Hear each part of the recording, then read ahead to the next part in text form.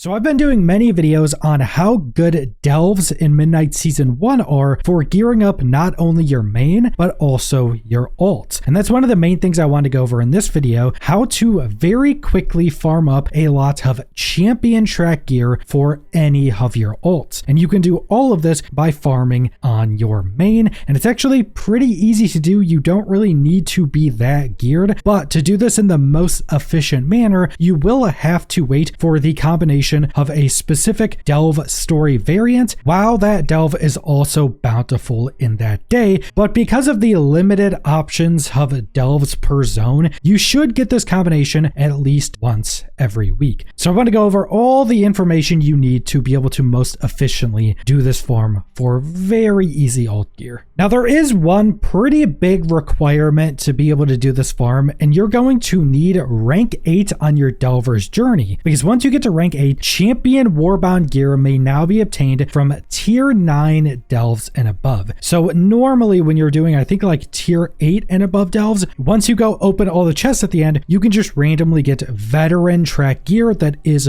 warbound, so you can freely transfer it between alts. But once you get to rank 8 and are doing tier 9 and above, that will instead be champion track gear, which is incredibly strong because that means any piece of gear you can normally get from delves, you can now get as a champion track piece of gear that you can freely send to any ult you want. And this is so incredibly strong because it's an infinitely farmable solo method of getting a ridiculous amount of champion track gear from any character you want, and you have multiple opportunities every delve run to get a champion track piece of gear. Some runs I'll get legitimately 3 pieces of champion track gear. You can do that, and that's absolutely ridiculous. The one downside is that it's obviously completely random because the warbound gear you get isn't specific to that character. So literally any piece of gear that can drop for any character in any delve can drop for you as a warbound piece of gear. But when you mix this random champion track gear with the other piece of this farm, you will now very easily be able to pretty consistently gear up alts with all of the gear they need. Because once you get to rank 5 of the delver's journey, you will also get Zaron to spawn at the end of any tier 6 or above delve with a random stock of equipment. So anytime you complete a tier 6 or above delve, a vendor will spawn in that will sell you champion track gear for Undercoins. Now the really big thing about Undercoins, which is the main currency you're getting from delves, is that it's freely tradable to your alts. So instead of being completely reliant on the random warbound gear from just completing the tier 9 and above delves, now you can use those Undercoins you're stocking up, go and do a tier 6 or above delve on that alt, and this vendor will randomize items for that character you can buy with the Undercoins. And those items are all champion track, and they go from 1,000 up to 4,000 Undercoins in cost. So like a 200 weapon is